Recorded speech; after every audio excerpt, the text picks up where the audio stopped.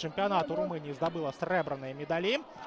Прычым этап да падзялення на шасцёркі. Ёсць такая справа у румынскім першынстве. ЧФР скончыў на 3-м месцы, але пра гэта пасля. Закід ад Гвета, скидка, удар па воротах, Савіцкі!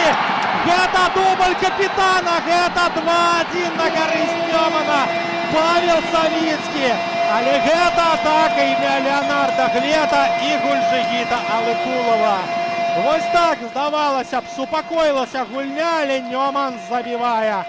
Нёман рэалізуе сваю магчымасць, і Павел Савіцкі зноў жа выводзіць каманду наперад. Віншуюць капітана партнёры, віншуюць трыбуны.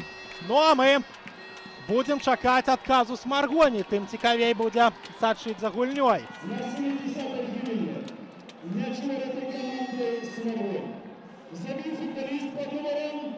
Ну а мы будзем сачыць за паўторам.